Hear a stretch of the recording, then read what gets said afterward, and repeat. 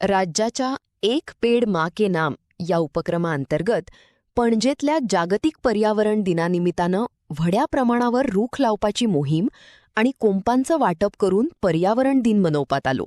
We are celebrating world environment day.